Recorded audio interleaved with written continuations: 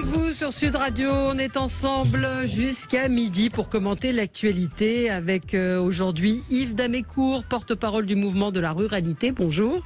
Régis de Castelnau, vous êtes avec nous également. Bonjour. Avocat, vu du blog. Votre livre Une justice politique est paru aux éditions L'Artilleur et vous êtes membre de la rédaction de Front Populaire. Thomas Elexhauser, bonjour. Délégué national Les Centristes et conseiller départemental de l'Eure. Et Georges Kuzmanovic, président de République Souveraine et candidat à la présidentielle. Ça va bien ? Ça va très bien. D'autant plus que j'ai un débat avec Michel Onfray ce soir. Ah, très bien. À l'Institut de géographie. Ah là, et ce sera diffusé quelque part ? Ça sera rediffusé sur YouTube. Oui. Très bien. Vous savez qu'on a un auditeur qui appelle régulièrement pour dire tout le bien qu'il pense de vous. Ah, bah, je ne savais pas. Voilà, non, je dis que vous êtes... pas moi, c'est pas moi. C'est pas Régis. Passe vaccinal, donc les discussions ont été suspendues. On parlera peut-être moins du fond que de la façon dont ça s'est passé, c'est-à-dire à minuit l'opposition a dit non, nous on discute pas de ça, à minuit on s'en va, et puis la République en marche qui n'était pas assez nombreuse pour voter ce pass vaccinal. Donc est-ce qu'on peut parler d'amateurisme? On va en reparler avec vous. Faut-il donner la priorité aux vaccinés dans les services de réanimation? C'est un débat qui est en train de monter, en tout cas qui mérite peut-être d'être posé. Vous avez peut-être lu la tribune du professeur Grimaldi qui était ce matin sur Sud Radio, également en Belgique, où cette question se pose. Et puis le sondage Opinionway, fin de la dynamique pour Valérie Pécresse, qui est à égalité avec Marine Le Pen. Tous ces sujets avec vous. Commençons avec vos coups de cœur, vos coups de gueule. Yves Damécourt, on commence avec vous ? Si vous voulez, bonne année. Bonne année. Moi, j'ai un coup de gueule qui est dans le vent. Je voulais vous parler d'éoliennes parce que j'ai entendu Jean-Luc Mélenchon hier qui expliquait sur France Inter qu'il fallait 45 éoliennes offshore pour compenser un réacteur nucléaire. Et donc, je pense que si on veut avoir un débat serein sur ce sujet, on a un petit problème. Il faut qu'on prenne les bons chiffres. Une éolienne offshore, on n'en entend pas. Alors, on vous entend, ça coupe un petit peu. Allez-y. Et donc, en fait, il faut... Vous disiez une éolienne offshore, oui. Alors, Jean-Luc Mélenchon a dit il faut 45 éoliennes offshore pour remplacer un réacteur nucléaire. Les chiffres, évidemment, ne sont pas ceux-là. Non, une éolienne offshore, c'est 8 mégawatts. C'est celles qui vont être installées à Saint-Brieuc. Et un réacteur de Fessenheim, c'est 900 mégawatts. Donc, en fait, il faudrait 10 il en faudrait 300, je crois. Il faudrait 300. Voilà. Il en faudrait 300 au minimum. Donc voilà. Et il n'y a pas eu de réaction. Aucune réaction. Et je voulais aussi, dans mon coup de gueule, faire un coup de gueule et à la fois un coup de cœur à Guernes, dans le Morbihan. Un parc éolien qui avait été installé en dehors de la réglementation qui est déjà très généreuse pour les éoliennes il y a 17 ans, avait été contesté localement et il a fallu 17 ans pour que la justice, le parcours judiciaire finisse par une décision du Conseil d'État hier qui a demandé la déconstruction de ces 4 éoliennes. 17 ans pendant lesquels le promoteur a pu produire de l'électricité verte dans une zone naturelle de protection de la flore et de la faune. Et ce qui est quand même scandaleux qu'on mette autant de temps pour décréter qu'une action illégale est illégale. Oui, alors ça va dans le sens de votre coup de cœur, d'une certaine manière. Oui, exactement, monsieur Georges Kuzmanovic. Mon coup de cœur, une fois n'est pas coutume, c'est une bonne décision prise à Bruxelles de reconnaître comme vert l'énergie nucléaire. Il a fallu batailler puisque l'Allemagne a à nouveau voulu mettre à bas la France et il milite depuis des années pour que le nucléaire ne soit pas reconnu comme énergie verte. Et ça fait une belle victoire contre tous les idiots utiles qui, soi-disant, se qualifient d'écologistes, mais refusent d'avoir la meilleure arme qu'on ait pour lutter contre la crise climatique, à savoir le nucléaire. Et effectivement, vous avez raison, monsieur Damécourt, mais je pense que personne n'a relevé ce propos de Jean-Luc Mélenchon, parce que là-dessus, ça a déjà été relevé plusieurs fois. Et non seulement il faudrait 300 éoliennes, mais c'est un courant, c'est alternatif. C'est-à-dire que ça marche quand il y a du vent qui souffle. Qu'une centrale nucléaire, vous en avez le contrôle. Il est dommage que que Monsieur Emmanuel Macron ait abandonné le programme Astrid, donc des générateurs de 4e génération, qu'il ait fermé Fessenheim. Je pense qu'il faudrait avoir une politique d'État très forte, un État stratège, et que le nucléaire soit un des vecteurs de la souveraineté de la France, d'une énergie peu chère, parce que nos concitoyens vont souffrir considérablement et souffrent déjà avec l'augmentation des coûts des factures d'énergie des ménages, et également ça permettra de lutter pour une fois concrètement contre le réchauffement climatique. Ouais. Non, alors, moi, je trouve... alors attendez, oui, Régis, je vous entends trépigner. Une petite parcelle coup de cœur, c'est une petite information que j'ai vue passer, puis que personne n'a relevée. Pour la première fois, aux États-Unis, une université a fait une expérience et a réussi à obtenir, par la fusion de l'hydrogène, une énergie supérieure à la consommation. Si vous voulez, le problème de la fusion, par rapport à la fission, qui est le système des centrales, la fusion qui ne provoquerait aucune espèce de pollution ni aucun risque, comme aujourd'hui les centrales, le problème c'est qu'il faut arriver à une température très élevée pour obtenir la fusion. Dans une bombe atomique à hydrogène, il y a une partie qui est une bombe atomique simple. Donc, ils ont pour la première fois réussi à obtenir un bilan positif, c'est-à-dire qu'on a obtenu plus d'énergie qu'on en a dépensé pour obtenir cette fusion. C'est un événement assez considérable sur le plan scientifique. Alors, ça va prendre du temps, mais le jour où on a réglé la question de la fusion de l'hydrogène comme source d'énergie, je dois dire que ça sera la solution à tous les problèmes posés par ce problème énergétique. Oui, Thomas. Non, c'est pas mon coup de gueule pour le moment, mais je trouve qu'on passe un temps sur ce sujet des éoliennes dans cette pré-campagne présidentielle qui est invraisemblable. Le temps que les candidats LR ont consacré à ce débat dans les passages télé qu'ils ont eus et même de sans arrêt revenir sur le sujet de l'éolienne, on a l'impression qu'on n'a pas d'autres sujets en France, on a l'impression qu'on n'a pas une école qui est en grande difficulté, on a l'impression que le sujet de l'éolienne, c'est le sujet majeur de l'élection présidentielle et de tous les intérêts qui concernent la France. Et donc, je dois dire que je suis un peu lassé. Aujourd'hui, il y a des possibilités d'éoliennes en mer qui sont présentes dans notre pays, mais je suis lassé de cette part importante que l'on donne à ce débat éolienne. Il y a beaucoup d'autres débats en France à porter. Ça peut être, c'est pas forcément fromage ou dessert, ça peut être fromage et dessert. On peut aussi parler des éoliennes. C'est un sujet qui intéresse les Français, qui, on le voit, on a cette maire qu'on avait reçue ici, qui se bat, maire de petite commune, qui se bat contre cette espèce de dictature aujourd'hui qu'il y a des éoliennes et contre lesquelles ils ne peuvent rien faire. Donc on voit plein de petits villages qui se retrouvent aujourd'hui. Oui, mais moi j'ai eu un projet dans mon canton, en bordure de mon canton à l'hôtellerie, et on s'est soulevé contre, parce qu'il était au pied des habitations et des logements.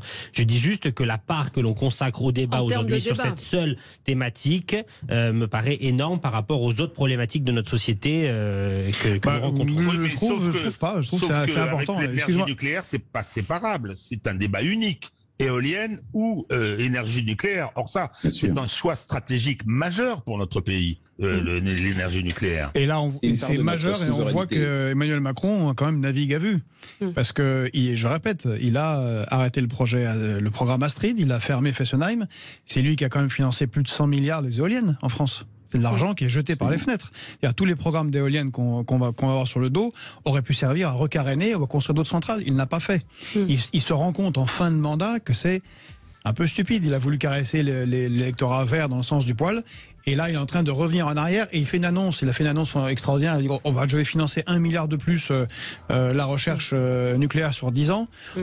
En fait, en réalité, c'est lissé sur 10 ans, c'est à peine une augmentation de 2%, 2,5% de la recherche. Mixte énergétique, moi je suis pour. Qu'on parle de la part du nucléaire en France, je suis également extrêmement favorable à cette énergie et à ce débat-là. Mais je trouve qu'il y a une espèce de blocage, pas un blocage, mais une espèce d'attirance très forte sur ce seul sujet. On va marquer une pause, c'est l'heure du journal et on se retrouve dans un instant avec vous sur Sud Radio. Les débats avec vous sur Sud Radio avec Yves Damécourt, porte-parole du mouvement de la ruralité, Régis de Castelnau, avocat, votre blog Vue du droit, votre livre Une justice politique est paru aux éditions L'Artilleur et vous êtes également membre de la rédaction de Front Populaire, Front Populaire dirigé par Michel Onfray avec lequel Georges Kuzmanovic va débattre demain, ce soir, président de République souveraine et candidat à l'élection présidentielle, qui est avec nous également, et Thomas Elexhauser, délégué national Les Centristes et conseiller départemental de l'Eure. On va revenir sur ce qui s'est passé à l'Assemblée nationale hier, des discussions interrompues, suspendues, vous l'avez entendu dans le journal à l'instant, ça va reprendre cet après-midi. Au-delà, on pourra parler du fond, mais au-delà de ça, c'est la manière dont les choses se passent extrêmement politique. C'est pas la première fois, mais bon, forme d'amateurisme peut-être aussi, encore une fois, de la République en marche. Faut-il donner la priorité aux vaccinés dans les services de réanimation ou leur faire signer une décharge s'ils assument de ne pas se faire vacciner? Peut-être assumeront-ils de ne pas être réanimés. Et le sondage Opinionway, fin de la dynamique pour Valérie Pécresse. On continue notre tour de table de vos coups de cœur et de vos coups de gueule. Peut-être juste avant, j'ai remarqué moi que des gens veulent faire vacciner leurs enfants, c'est leur droit, et qu'il n'y a pas de place. C'est-à-dire que le gouvernement a dit faites vacciner les enfants, sauf que c'est aujourd'hui quasiment impossible de trouver des centres de vaccination pour faire vacciner les enfants. Donc chose tout à fait étonnante, comme dirait Sophie de Menton, la France sans dessus dessous. Je ne sais pas ce que vous en pensez. Il y a un embouteillage naturel. Après, Valérie Pécresse, que nous soutenons, avait demandé à ce qu'on décale la rentrée d'au moins une semaine pour laisser un peu autant les choses de s'organiser. Ça n'a pas été suivi par le gouvernement.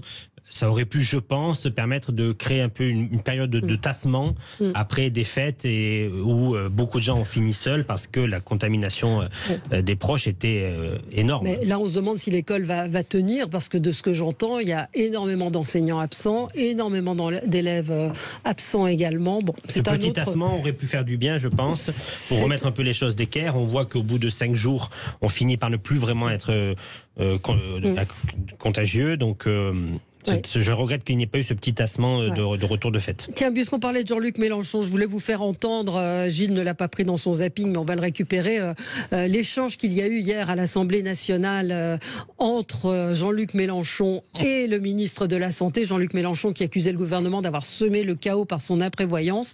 Et j'ai trouvé que la réponse d'Olivier Véran était assez bien tournée. Écoutez. Mais, monsieur le député Mélenchon, j'ai le regret de vous dire que, par le passé, vous vous êtes tellement trompé qu'il est difficile aujourd'hui de vous prêter la même attention lorsque vous vous exprimez. Monsieur, un florilège, monsieur le président Mélenchon, un florilège. Vous avez comparé le vaccin ARN messager, je cite, à des surgelés vendus dans des supermarchés. Voilà qui est très bon pour la confiance des Français. Vous avez parlé de ce machin Pfizer que jamais vous ne recevriez. Je crois que vous avez reçu votre 3e dose de Pfizer, monsieur le député. Vous avez remis en question la qualité des études cliniques qui ont été validées dans le monde entier. Vous avez parlé de l'opacité des laboratoires qui n'auraient pas publié les données devant les agences internationales, ce qui était faux. Vous avez menti en affirmant que c'était Doctolib, une société privée, qui allait gérer les centres de vaccination alors qu'il s'occupe des prises de rendez-vous dans les centres. Vous avez menti en affirmant que les sociétés comme Doctolib allaient conserver les données des Français et pour les exploiter pour des raisons commerciales, ce qui est faux et la loi dit exactement le contraire. Vous avez appelé tour à tour à utiliser pourquoi pas un vaccin russe ou pourquoi pas un vaccin chinois qui, s'ils existent, sont sans doute les 2 derniers vaccins à ne pas avoir déposé de demande transparente d'autorisation devant les instances sanitaires internationales. Bon, on va couper là, mais il a énuméré, vous l'avez entendu ça hier, Régis de Castelnau? Oui, j'ai entendu d'autres choses. Qu'est-ce que vous voulez que je vous dise? Jean-Luc Mélenchon est peut-être un des seuls candidats à avoir un programme très travaillé, incontestable, avec lequel on peut ne pas être d'accord, le fameux AEC, l'avenir en commun, et il, dans sa campagne, multiplie les inconséquences. Effectivement, il se lance, j'ai vu qu'hier, il dit « Oh, la créolisation, regardez, on peut pas s'y opposer, il faut aller dans Paris, toutes les pancartes sont en anglais, poulet et on mange des pizzas. Mais c'est lamentable. Enfin, je veux dire, c'est et il y a ce dont on a parlé tout à l'heure, cette histoire des éoliennes. Je dois dire que je ne comprends pas très bien. C'est comment est-ce qu'on peut être à ce point inconséquent et passer comme ça, je veux dire, du sérieux à l'absence totale de sérieux. Ouais. Et donc je comprends très bien que Véran. Je termine. Je comprends très bien que Véran, toujours avec son ton insupportablement antipathique, le reprenne là-dessus. C'est pas volé. Qu'est-ce que vous voulez que je vous dise? C'est pas volé. C'est pas volé. C'est pas volé, mais Georges c'est quand même l'hôpital qui se moque de la charité. Parce que quand on rappelle tout ce qu'a dit Véran comme ineptie depuis 2 ans sur la crise de la Covid, ça fait un duel de coqs pas très compétents l'un comme l'autre. Et puis il faut voir la tête de Véran qui est à la limite d'insulter la représentation nationale hier parce qu'il était content d'avoir perdu. C'est-à-dire il était furieux d'avoir lui-même mal organisé son affaire. Mais ça, on va en reparler dans ce qui ne change rien aux propos qui sont tout à fait... Régis a très bien résumé la dérive de Jean-Luc. Thomas Elexhauser. Non, des joutes de paroles médiatiques. Jean-Luc Mélenchon essaye d'occuper l'espace. Il essaye, avec cet examen de loi, de se donner un nouveau punch dans le cadre de sa campagne présidentielle. Donc hier, il a fait le tribun comme on lui connaît ses talents, avec des contenus qui ne sont pas forcément à son honneur. Voilà. Alors, vous voulez dire quelque chose ou pas, Yves Damécourt, sur le sujet? Je voudrais dire que le Parlement français, notamment le jour des grands débats et des questions d'actualité, ne donne pas quand même une très bonne image de notre démocratie. Voilà, c'est bien dommage parce que en fait, ces joutes, elles font plaisir, elles font le buzz, mais en fait, sur le fond, on n'avance pas beaucoup. Et je pense que la liste des erreurs de Jean-Luc Mélenchon depuis 2 ans sont du même acabit que la liste des erreurs de ce gouvernement. Oui, sauf qu'ils ne sont pas au même niveau de responsabilité. Exactement. Non, mais absolument. Moi, j'ai dénoncé souvent la totalité des erreurs qu'a fait ce gouvernement et des mensonges qu'a fait ce gouvernement depuis 2 ans. Et donc tout ça est pas très glorieux. Oui, c'est pas glorieux. En même temps, ce qu'il dénonce aussi d'une certaine manière, c'est, alors vous allez me dire que le gouvernement aussi est peut-être cynique, mais c'est moi ce que j'entends parfois dans les médias, des gens triplement vaccinés qui excitent les anti-vax, et je trouve ça assez déplorable d'opportunisme politique ou médiatique de faire cela, c'est-à-dire on se protège, mais en même temps on dit le vaccin, etc. Alors qu'on est soi-même vacciné et qu'on a une certaine portée médiatique, et c'est ce qui semblait aussi lui reprocher. Et qu'on aspire à devenir président de la République. On a anticipé, Valérie, sur le sujet. Oui, un peu. Absolument. Alors on va sur un des sujets, mais c'est très bien, non, parce qu'on est chaud, sauf que vous avez raison, Valérie. Au moins, malheureusement, le deuxième frère Bogdanov est mort, mais au moins ils sont allés jusqu'au bout de leur. De leurs idées. Ils en sont morts, mais ils ne sont pas vaccinés. Alors c'est marrant parce que certains disent... Effectivement, ceux qui sont vaccinés critiquent le vaccin, on tombe en délire. Mais ce qui m'agace aussi dans l'histoire des Bogdanov, c'est ceux qui se mettent une pince à linge sur le nez en disant « Oh, on exploite médiatiquement cette affaire, quelle honte !» Mais ils auraient été triplement vaccinés. Ils seraient morts du Covid. Vous ne pensez pas que ces gens-là auraient exploité de la même manière la mort de ces 2 garçons? Au moins, ils ont été honnêtes avec eux-mêmes. Ils l'ont payé. On a retrouvé effectivement aussi ce son hier qui est passé un petit peu partout. Ils avaient accordé une interview à France Bleu dans laquelle ils disaient qu'ils faisaient confiance au professeur Raoult. Donc je pense qu'ils sont allés au bout de leurs convictions, au bout de leur croyance, et ils ont cru qu'ils pouvaient être sauvés. Ils ne l'ont pas été. Certains n'aimeront pas ce que je dis, mais je l'assume. On continue peut-être rapidement. On va refroidir un peu, mais vous serez toujours aussi chaud, Régis de Castelnau. Un coup de gueule sur votre coup de gueule à propos de la Chine. Un coup de gueule rapide. Je ne vais pas reparler. Je ne vais pas reparler de la polémique du drapeau. Elle a eu lieu. Chacun s'est exprimé. Simplement, on voit arriver des gens derrière que je vais traiter un petit peu méchamment de clochards. On a Jean-Michel Apathy qui vient en disant « Oh, le soldat inconnu, on ne sait même pas s'il est français ». Oui, on a vu ça hier. C'est quasiment du blasphème, quoi. Comment comment cette histoire de soldats inconnus, c'est pas l'État qui avait décidé au départ, c'est la société civile qui en avait fait un symbole. Donc, et bien évidemment, les 8 soldats qui avaient été choisis, les 8 dépouilles, étaient bien évidemment françaises. Il y en avait même une 9e. On n'avait pas la certitude absolue que ce soit un corps français, donc on l'a retiré. Ça a été tiré au sort, tout le monde connaît l'histoire. Qu'est-ce qu'il a besoin de venir dire ça maintenant, avec mépris et désinvolture par rapport à quelque chose qui est un symbole important? La flamme du soldat inconnu est ranimée tous les jours. Bon, alors vous me direz, il a quasiment été rattrapé par l'ineffable Stanislas Guerini, qui est le patron de LREM, qui est venu dire, qui a cité une splendide citation sur l'Europe. Il s'est un peu trompé dans la mesure où c'était celle d'un collabo notoire, aux obsèques duquel obsèque nationale avait été Philippe Pétain, et qui était partisan de l'Europe allemande telle qu'elle était prévue à ce moment-là, c'est-à-dire pendant la guerre. Donc, je pense que le niveau d'inculture est quand même assez terrible, quoi. C'est un petit peu dommage que tous ces gens qui s'expriment et qui ont pignon sur rue soient à ce point des ignorants. Ouais. Alors, le coup de gueule de Thomas Alexhauser. Alors, mon coup de gueule, c'est en regardant ma boîte d'autotest que j'ai vu qu'il était made in China.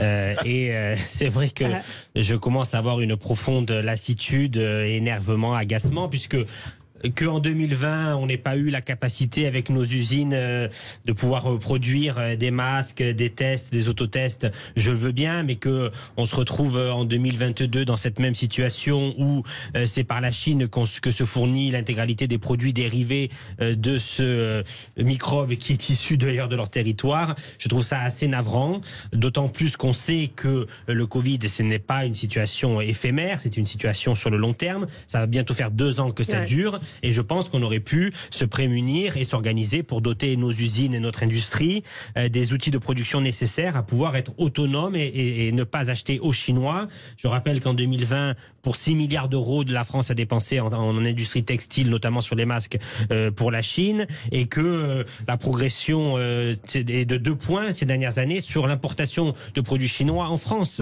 Et alors que nous avions plutôt un tassement et que la Chine aujourd'hui est devenue le premier fournisseur de l'Union européenne devant les États-Unis. Donc je regrette vraiment que 2 ans après, on soit toujours à se faire tester dans des produits achetés 25 € en pharmacie avec des produits made in China qui, je pense, ne sont pas très difficiles à produire en France avec 2 ans de recul. Oui, peut-être un mot, Georges, ça fait partie de... Entièrement d'accord. Monsieur Emmanuel Macron n'a rien fait en 2 ans pour acquérir une souveraineté industrielle meilleure, une souveraineté pharmaceutique. 0 pointé. Non seulement 0 pointé, mais Sanofi est en cours de restructuration. Et le patron de Sanofi, le PDG de Sanofi, a fortement soutenu la candidature d'Emmanuel Macron.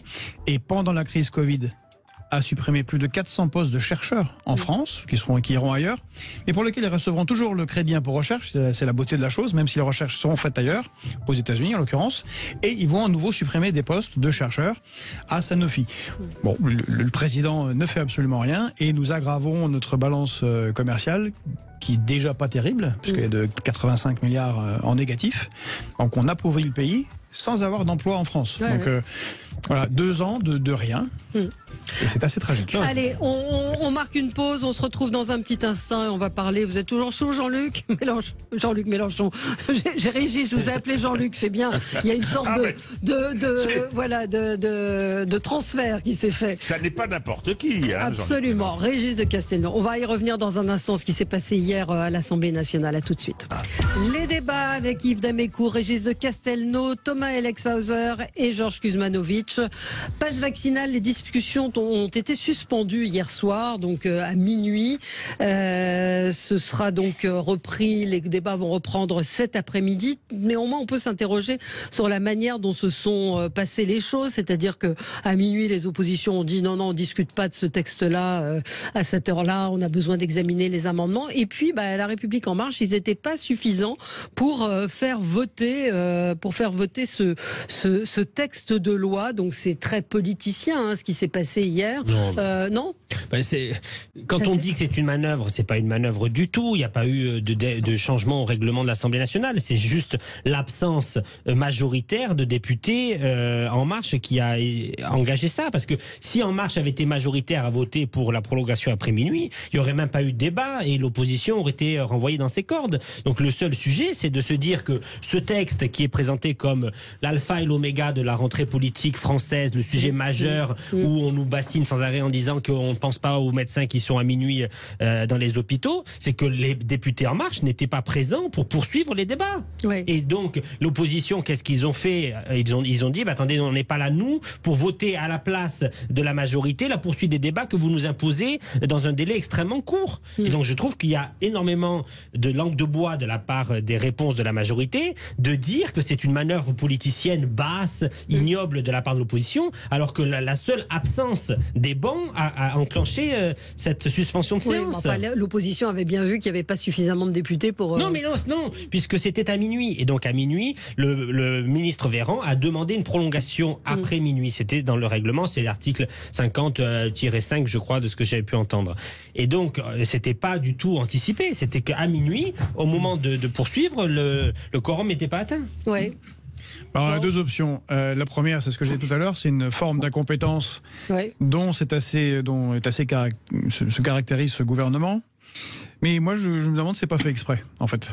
Ça fait plusieurs fois qu'ils se retrouvent dans cette situation où il leur manque un certain nombre de députés pour pouvoir continuer les débats dans le sens qu'ils souhaitaient. Et ça leur permet de faire quelque chose. Ça leur permet de se draper dans le fait qu'eux sont nobles, s'intéressent aux médecins, qu'eux, ils veulent sauver le pays, et que toutes ces oppositions sont des gens foutres qui veulent juste embêter le gouvernement qui, lui, prend ses responsabilités et fait au mieux pour sauver le pays. Il n'est pas impossible que ça marche sur une part de l'électorat, et la sortie de M. Véran qui contre Jean-Luc Mélenchon, même si c'est fondé sur le fond, il aurait peut-être pu, s'il avait vraiment voulu que son projet, que la loi passe, plutôt s'occuper de trouver son whip, comme on dit chez les Anglais, qui rappelle les députés pour qu'ils viennent voter au bon moment. Donc au bout d'un moment, on se demande réellement si c'est pas fait exprès. Jean-Luc ? Alors... pourquoi je vous appelle Jean-Luc?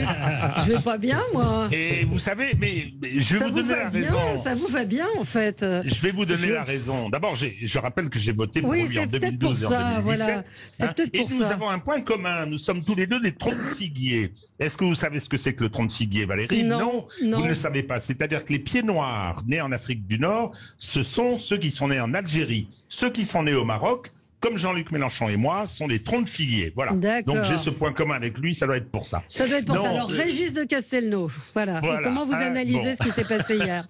Donc, oui, moi je pense pas que ça puisse être un calcul.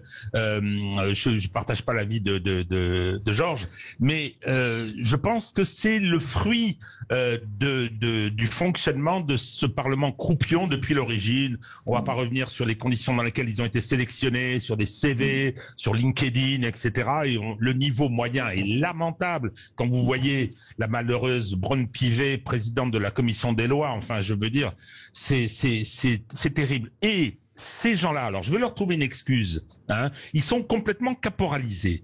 C'est être parlementaire d'LREM, si vous voulez, c'est pénible. On vous oblige à être là, vous n'avez rien à faire, vous n'intervenez jamais, hein, vous êtes fliqué par Ferrand dès que vous bougez une oreille. Donc, je veux dire, il y en a beaucoup qui se désintéressent. Il y a de l'absentéisme, on est en fin de mandat. Et j'avais lu un petit article, je n'ai pas les chiffres, mais je pense qu'il y en a beaucoup qui vont pas y retourner, beaucoup qui ne seront pas candidats à leur réélection au mois de juin, et c'est tant mieux. Hein. Oui, mais enfin, Georges a raison dans le sens où il y a quand même une manière de leur demander d'être là pour un vote comme celui-là, qui est pas un vote anodin. Yves Damécourt. Oui, je suis à peu près d'accord avec tout ce qui a été dit. Je pense que en fait, l'opposition est divisée sur ce texte, puisqu'il y a des députés les Républicains qui ont annoncé qu'ils voteraient pour, d'autres qui ont annoncé qu'ils voteraient contre. Et donc, La République En Marche souhaitait mettre en scène la division de l'opposition sur ce texte. Et là, donc, tout ça, c'est la guerre des boutons. Et puis, à minuit, l'opposition a dit, non, on va pas vous faire ce cadeau-là. Et donc, on va reporter les débats, histoire d'avancer un petit peu dans nos discussions. Et tout ça est à l'image du fonctionnement du Parlement depuis le début du quinquennat. Parce que la vérité, c'est que, en fait, qui décide ?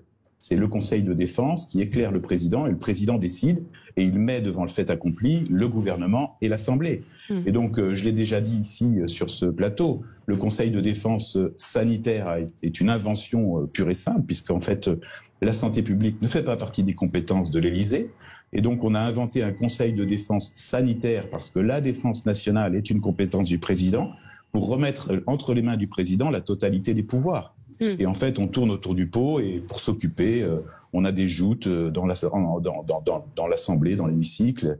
Et en fait, tout ça est joué d'avance. Ça occupe les médias, le buzz, les réseaux sociaux. Et voilà. Il y a un auditeur qui pose une question. Au final, l'opposition, si elle existait, elle aurait dû voter contre, vu que la majorité n'était pas assez nombreuse. Est-ce que ça aurait été bien possible ? sûr. D'autant que le variant Omicron se comporte complètement différemment des variants précédents. Moi, j'ai passé les fêtes de Noël en famille. J'ai 6 enfants, on est 8, on est 2 négatifs, 6 positifs. Et donc aujourd'hui, tout ça est en train. On a parlé de l'école tout à l'heure. Les absences à l'école sont très nombreuses chez les élèves, chez les professeurs. Hier, on est allé faire des tests dans une commune de la Sarthe qui s'appelle Allonne. Il y avait 500 personnes qui faisaient la queue, et la dame qui faisait les prélèvements m'a dit on fait 400 prélèvements par jour et on est exténué. Voilà, c'est avec quasiment que des résultats positifs aussi. Quasiment, oui. Ouais. Mais effectivement, pourquoi ils n'ont pas voté contre ? Ça vous laisse tous sans voix. Ben oui, d'autant que leur... Pourquoi l'opposition n'a pas voté ? C'est une très très bonne question qui a été D'autant que leur base est plutôt contre, d'ailleurs. Parce qu'en fait, aujourd'hui, on s'aperçoit qu'on va atteindre une immunité collective grâce à Omicron, qui est à la fois fulgurant dans sa diffusion et peu dangereux dans ses symptômes. Donc, la raison juste technique, c'est que c'était pas ça qui était voté à ce moment-là. Ce qui était voté, c'était la prolongation ou pas des débats pendant la nuit. On n'était pas arrivé au vote. D'accord. Il y a plus de 560 amendements qui, eux, devaient être votés les uns jusqu'à 8h du matin. C'était pas le vote. Il n'était pas question de voter contre. Ils auraient pu aller. Mais ils ne sont pas allés jusqu'au bout. Mais ils auraient pu aller jusqu'au bout, sachant qu'ils étaient majoritaires.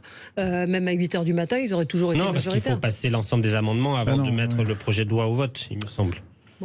Et si on n'est pas assez nombreux à minuit, on peut être assez nombreux à 8h du matin. C'est justement pas la même heure. Mais il y a une chose qui m'étonne. Je viens de réfléchir au fait que M. Véran ait précisé à tout le monde publiquement que M. Mélenchon avait 3 vaccins Pfizer.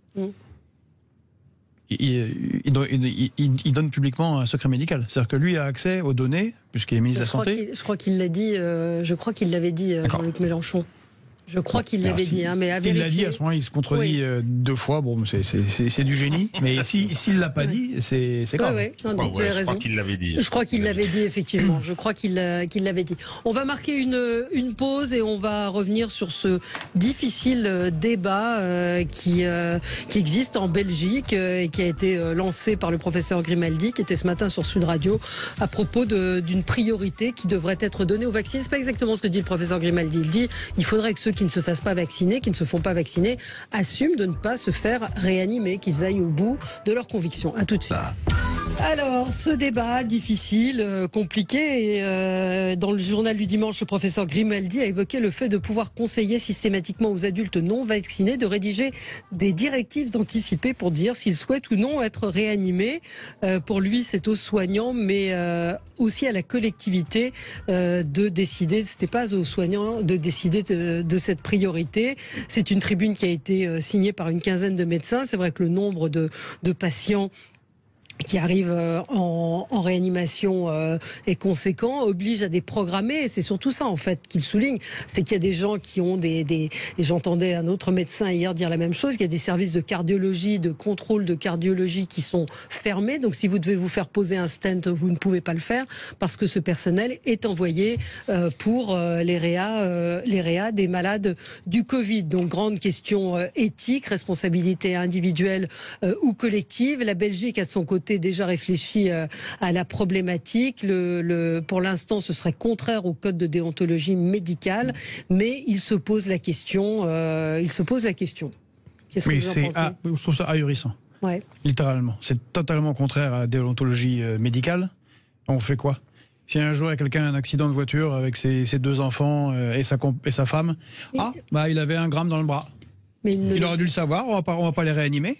Sauf qu'on est-ce qu'on raisonne par l'absurde ou est-ce qu'on raisonne concrètement avec ce qui est en train de se passer? C'est qu'aujourd'hui, vous avez des gens qui refusent de se faire vacciner, qui vont en réanimation. On rappelle quand même que majoritairement, les gens non vaccinés se retrouvent en réanimation, que les autres qui sont vaccinés ont des comorbidités et réduisent les chances de survie d'autres malades qui ont des cancers ou d'autres pathologies. Je pense, mais vous avez d'une certaine manière raison, Valérie, mais ça met le doigt dans quelque chose qui le tri des malades en fonction de s'ils ont bien ou pas fait les choses. C'est une très très mauvaise idée, je pense. C'est en rupture complète avec ce qu'est la médecine. Et puis imaginez, vous allez considérer peut-être que c'est pris sous l'angle de la dérision, mais tous les évadés fiscaux et tous ceux qui font de l'optimisation fiscale et qui refusent de payer l'impôt qui permettrait d'avoir de meilleurs hôpitaux, plus de lits, plus de réanimation, plus de policiers, est-ce qu'on leur dirait à eux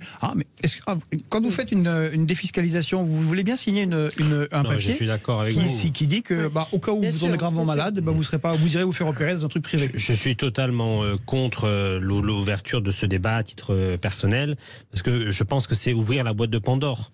C'est se dire qu'à certaines conditions, on peut ne pas être soigné dans l'hôpital public, et que je pense que c'est ouvrir demain à des dérives extrêmement graves qui pourraient ressortir de ce débat-là.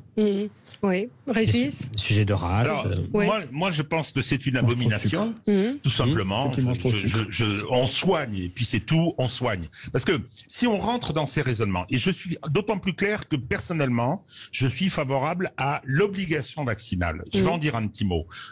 Mais si vous voulez, tout à l'heure vous disiez effectivement, vous mettez le doigt sur un vrai problème. Ah ben oui, mais ces gens qui sont en réanimation parce qu'ils ont refusé de se faire vacciner, c'est la conséquence médicale de l'erreur qu'ils ont commise, de l'ignorance dont ils ont fait preuve. Eh bien, ça prend la place éventuellement de gens qui ont le cancer. Ah oui, mais là, le cancer, attention, vous allez faire le tri de ceux qui fument. Vous allez faire le tri aussi de l'alcool. Alors, moi, je pense que ça pose le problème de l'État. On a un État qui doit organiser la vie sociale. Et on parlait des accidents de voiture, et Georges avait raison. Eh bien, l'État, il a imposé un certain nombre de normes, limitation de vitesse, etc. Le port de l'obligatoire de la ceinture. Sur le tabac, il a fait il a réussi, parce que la prohibition, c'est très bien que ça n'aurait pas fonctionné, mais il a réussi à réduire la consommation. Et en ce qui concerne la vaccination, je veux dire, l'obligation vaccinale, naturellement, si elle était mise en place, on aurait 135 € d'amende qui seraient annoncés, on aurait les gendarmes qui arriveraient, alors que l'État, et vous l'avez dit tout à l'heure, Valérie, comment se fait-il que les enfants, on dit obligation vaccinale pour les enfants, pas obligation, il faut que les enfants soient vaccinés pour avoir le pass vaccinal, qui est une obligation indirecte, mais on n'a pas de place. C'est à l'État de faire ça, c'est à l'État de fournir. Quand je parle d'obligation, il faut aller dans les EHPAD, il faut mettre à disposition des gens, il faut faire ces campagnes d'éducation autrement qu'en mentant, comme l'a fait Monsieur Véran. Ça fait 2 ans que on nous dit des choses et on change d'avis. Et puis l'acmé de ce que je suis en train de dire, avec un peu de véhémence, c'est la Légion d'honneur à Madame Buzyn. Enfin, voyons, qu'est-ce que ça signifie? Elle incarne la catastrophe sanitaire, elle incarne la défaillance de notre État, et la première chose qu'on fait après, non, la deuxième, parce qu'on lui a d'abord fourni une gâche en or pour aller pantoufler dans un placard doré, et on lui donne la Légion d'honneur. Mais de qui se moque ce président de la République? Enfin, écoutez. Et maintenant, on vient dire, ah ben non, on va pas vous soigner si vous n'êtes pas vacciné. Mais comment peuvent-ils avoir confiance dans ce que leur dit ce pouvoir? Oui. Yves Damécourt? Moi, je suis d'accord avec ça. Imaginez qu'on ait dit un skieur hors piste, on vous répare pas votre jambe parce que vous étiez hors piste, un chauffard, ben non, on vous soigne pas parce que vous étiez en dehors vous aviez dépassé le 130 km/h. Quelqu'un qui a nagé avec le drapeau rouge, on dit ben non, on vous met de côté parce que vous avez nagé dans des eaux dangereuses et c'était pas autorisé. Enfin, c'est complètement hallucinant. C'est orwellien cette question. C'est-à-dire, tous les hommes sont égaux, mais certains sont plus égaux que d'autres.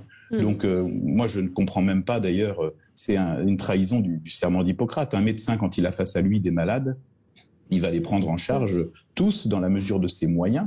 Et voilà. Par contre, il y a une grande désorganisation de notre système hospitalier. Il y a des cliniques qu'on empêche d'opérer parce qu'on dit mais restez en réserve pour le Covid. C'est-à-dire qu'aujourd'hui, l'État est en train peut-être de faire lui-même une priorisation pour les cas Covid, alors que normalement, il n'a pas le droit de le faire.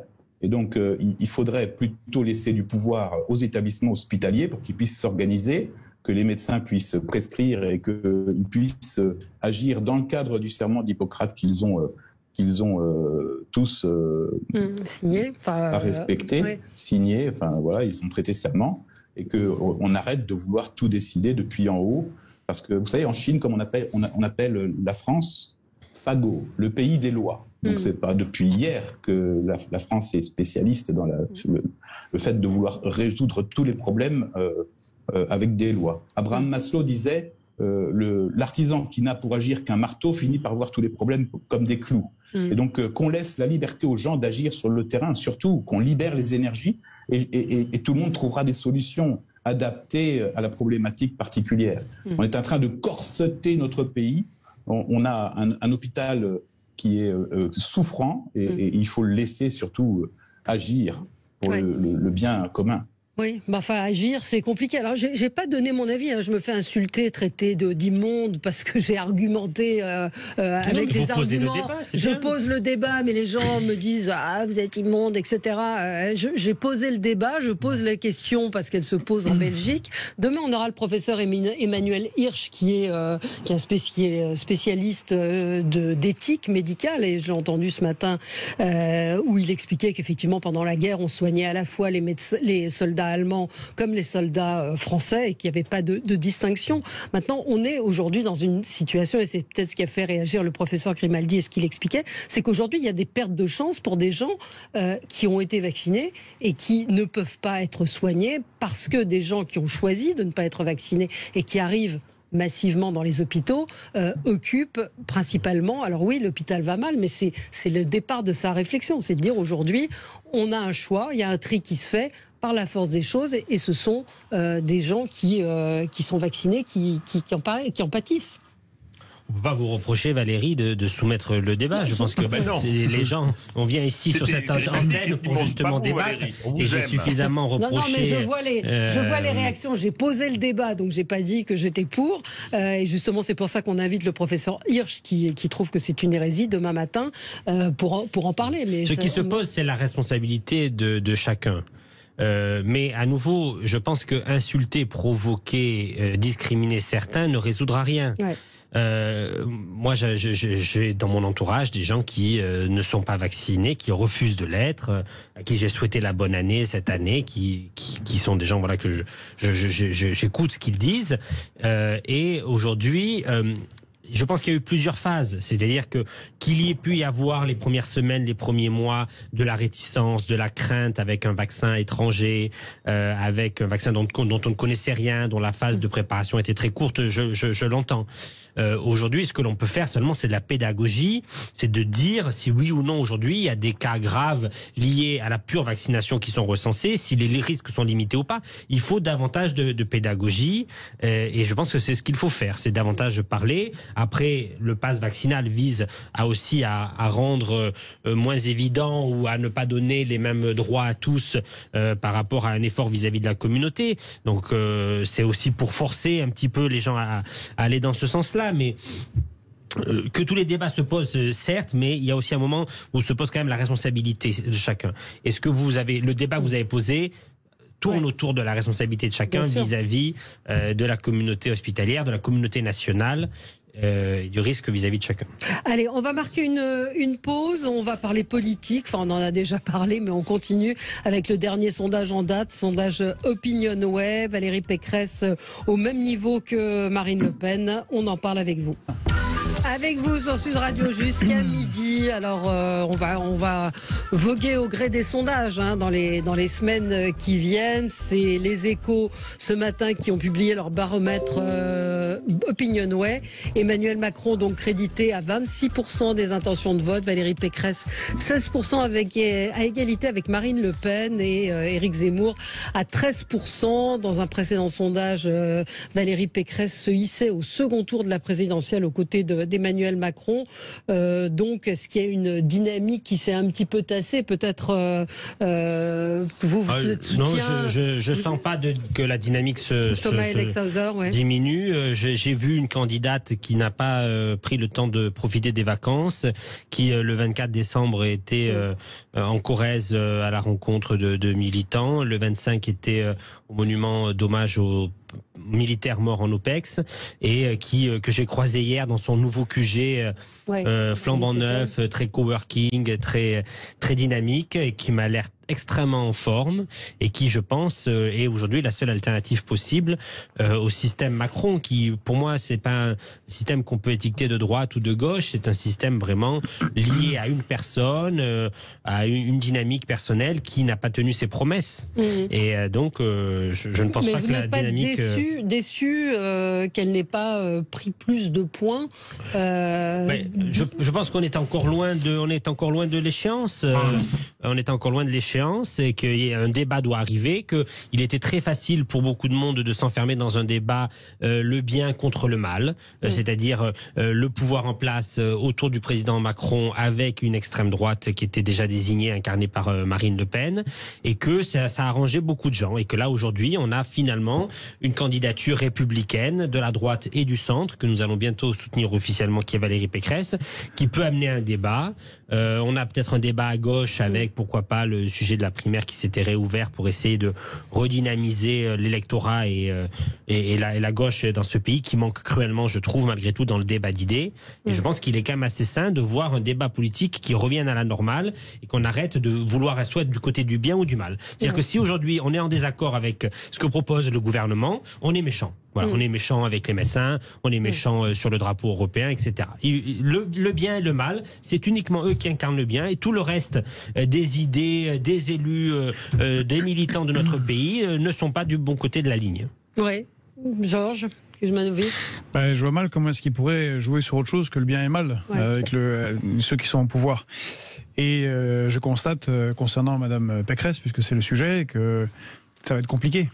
Sur le fond, économiquement, on a déjà parlé ici, c'est quoi la différence avec le gouvernement ? Quelle est l'immense différence entre Madame Pécresse, les politiques de François Hollande et les politiques d'Emmanuel Macron ? En économie, il n'y en a aucune. Ce sont des néolibéraux, européistes. Et les critiques économiques, son programme, j'ai regardé son programme de Mme Pécresse, il est clair. Mais ce qu'elle a avancé lors des débats, c'est du néolibéralisme, la doxa habituelle. C'est moins de fonctionnaires, moins de dépenses publiques, moins, on va supprimer les dettes. Libre-échange. Le débat de nombre de fonctionnaires dans la fonction publique, il faut qu'il ait lieu. On ne peut pas être aujourd'hui ce pays. Mais c'est pas le sujet. Je vous excusez, c'est que c'est la même politique. C'est la même politique qui est menée depuis des décennies. Et donc on a ce souci. Et puis le passage, parce que vous parliez du sondage, où alors je sais pas si Madame Le Pen dépasse ou est à égalité à nouveau avec Madame Pécresse. Les fêtes sont passées et historiquement les catégories les plus populaires, donc ouvriers, petits employés, se lancent, se mobilisent dans l'élection présidentielle après les fêtes. Et il faut dire ce qui est, à cause des dérives de la gauche qui ne fait plus son travail de défendre les catégories populaires, une partie d'entre elles se sont retournées depuis un certain temps de manière durable vers Madame Le Pen, vers le Rassemblement national, et ce ne sera pas étonnant que les uns, ceux-là s'intéressant plus à la présidentielle, elle monte dans les sondages. Oui, en tout cas, alors Régis de Castelnau. Je vais parler un peu tactique électorale. Ouais. Valérie Pécresse est la candidate de la droite classique, celle qui avait choisi en 2016 François Fillon, avec le sort que l'on connaît. François Fillon qui, sans l'opération judiciaire, aurait été fort probablement président de la République. Mais aujourd'hui, effectivement, cette droite républicaine essaye de revenir, une partie qui avait rejoint Macron, mesurant les problèmes que pose ce candidat, puisqu'il va être fort probablement un nouveau candidat. Donc, elle a besoin, pour récupérer ceux qui sont partis chez Éric Zemmour, c'était très symptomatique, cette montée d'Éric Zemmour que personne n'avait vraiment prévue, qui a été une surprise pour les spécialistes, même pour les sondeurs. Donc, pour pouvoir les récupérer, elle est obligée de droitiser énormément, et c'est là-dessus qu'elle patine pour l'instant. C'est là-dessus qu'elle patine, c'est-à-dire sa proximité avec le macronisme, parce que j'ai vu l'épisode de Maître Gims ou Gims. Gims, pardon. Vous êtes comme Sophie de Menton, vous n'êtes pas très au fait de la musique populaire. Je déteste pas le rap, mais lui, je connais pas du tout. Et donc, je sais qu'il est bigame, c'est tout. Et donc, il y a effectivement une priorité pour elle, et elle n'y arrive pas. Elle n'y arrive pas parce que Éric Zemmour reste quand même très haut. 13, et c'est vrai que Marine Le Pen et Éric Zemmour, ça fait 29. Et oui. On ne peut pas prédestiner aujourd'hui du résultat. Non, on ne sait pas d'ailleurs si Marine Le Pen et Zemmour auront chacun 500 signatures, les moyens financiers et techniques de se présenter. Le problème qu'elle a aussi, c'est que, à force de droitiser, si elle arrive effectivement à récupérer quand même une partie de ceux qui se sont tournés vers Éric Zemmour, son deuxième tour, et qu'elle est au deuxième tour, son deuxième tour va être compliqué. Il va être compliqué parce que droitisée comme elle est, le réflexe Castor vis-à-vis d'elle peut jouer. Donc, et d'ailleurs, j'ai vu, on parle de ce sondage du premier tour, mais le sondage du deuxième, elle se fait battre. Largement, très nettement, absolument. Très nettement, ce qui n'était pas le cas il y a un mois. Non, il y a un mois, c'était pas la même chose. C'était pas le cas. Donc les choses sont extrêmement ouvertes. À nouveau, on ne sait pas aujourd'hui quelle sera la ligne de départ. On ne sait pas. Moi, je ne crois pas que Zemmour et Le Pen puissent être à eux deux seuls candidats sur la ligne de départ avec les conditions qui sont posées aujourd'hui pour être candidat à l'élection présidentielle. Je n'y crois pas. C'est-à-dire, vous pensez qu'ils n'auront pas leur signature? Je pense que l'un et l'autre ensemble ne peuvent pas rassembler plus de 1000 signatures. Parce que d'abord, il y a des promesses, mais après, il faut quand même que les signatures arrivent en temps et en heure. Et je ne crois pas qu'ils puissent rassembler plus de 1000 signatures d'élus locaux qui se retrouvent parce que. Et vous ne trouveriez pas ça grave pour la démocratie? C'est-à-dire, quand on voit le score qu'a fait Marine Le Pen aux dernières élections, je pense qu'il y a une partie des gens qui signent pour Marine Le Pen ou qui ont signé par le passé, par aussi volonté de faire exister son courant politique et de faire exister ses idées, et qui, non pas par conviction, mais par volonté démocratique, ont signé pour elle. Mais je ne vois pas comment demain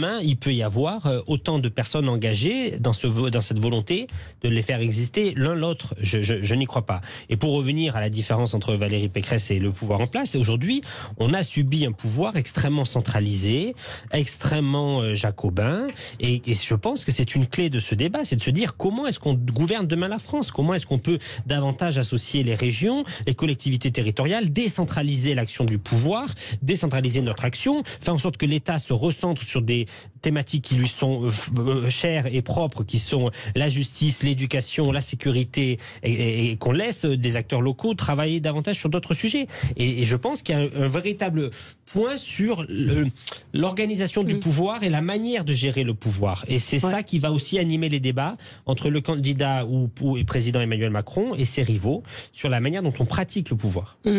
11 millions de personnes qui avaient voté pour Marine Le Pen, c'est pas rien non plus. Hein. Alors, attendez, Yves Damécourt nous donne son point de vue sur ce sondage. Alors d'abord, sur le sondage que je suis allé consulter, il y a une information qui me manque, c'est le nombre de personnes qui n'ont pas encore pris position. Parce que moi, je pense qu'il y a quand même, tous les sondages qui sont parus avant les fêtes, il y avait environ la moitié des personnes interrogées qui n'avaient pas pris position. Parmi cette moitié, il y en avait une bonne moitié qui n'était pas sûre d'aller voter et une autre moitié qui était sûre d'aller voter mais qui ne savait pas pour qui. Et donc vous voyez bien que tout ça, ça change considérablement tout l'aspect même du sondage. D'ailleurs, je me demande pourquoi est-ce qu'il n'y aurait pas une obligation faite aux sondeurs de toujours mettre en avant dans les personnes interrogées, parce qu'on vous dit on a interrogé 500 personnes dans le cas de Opinionway.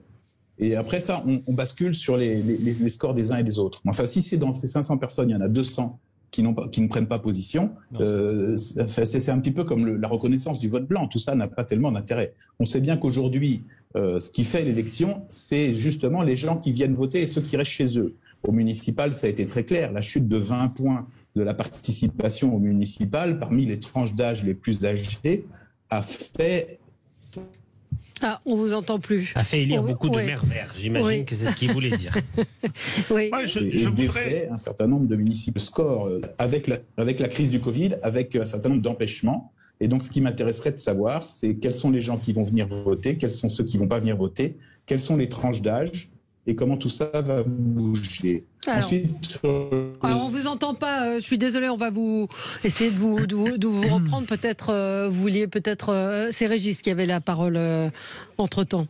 Ce que je voudrais dire, d'abord répondre à Yves sur les sondages, oui, mais l'échantillon est en général de 1200, 1400, mais si le calcul se fait sur 500, c'est justement parce qu'on ne prend pas en compte ceux qui ne se sont pas encore décidés. Ce qui explique pourquoi les sondages se trompent beaucoup depuis quelques années, c'est la difficulté à appréhender l'abstention. Sur la question de qui sera sur la ligne de départ, moi je trouve ça très très inquiétant ce qui est en train de se produire et qui risque, quel que soit le résultat de cette élection, d'être porteur de troubles. Parce que on a déjà parlé de la règle des 500, de la publicité, de la pression qui est faite sur ces maires par les intercos, etc. Mais je vais rappeler, Marine Le Pen, elle a 300 élus qui peuvent la parrainer. 300 élus de son parti qui peuvent la parrainer. Mais si elle en a si peu, pourquoi ? C'est parce qu'il y a eu des taux d'abstention colossaux dans les municipales sabotés par le pouvoir avec les deux tours séparés par 3 mois dans des conditions invraisemblables, dans les autres élections qui sont moins importantes en ce qui concerne la fourniture de parrains.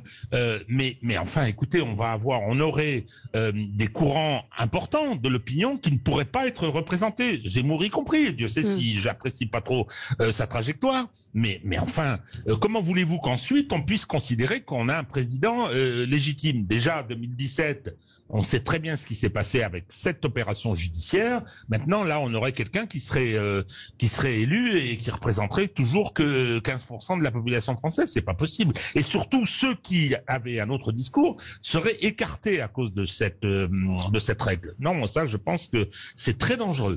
Ouais. Tout le monde ne peut pas être candidat à l'élection présidentielle. Et c'est pas parce qu'on a rempli le parc de Villepinte une fois que l'on a la légitimité à se présenter devant l'intégralité des suffrages. Non, ce que je veux juste dire, c'est que je pense qu'aujourd'hui, les analyses ne sont pas bonnes parce qu'on ne connaît pas réellement la ligne de départ et qu'aujourd'hui, on teste des scénarios où il y a 2 candidats potentiels nationalistes de droite extrême et je ne suis pas sûr qu'in fine, les 2 seront sur la ligne de départ. Et donc, je pense que ça peut beaucoup changer l'échantillonnage qui pourrait se présenter à nous. Là-dessus, la France Insoumise, avec Jean-Luc Mélenchon, a fait une proposition de loi que moi je trouve intéressante. C'est qu'on puisse être parrainé aussi, non seulement par 500 élus, mais 150 000 citoyens. 150 000 citoyens, c'est pas facile non plus à réunir. Et ça permettrait d'avoir...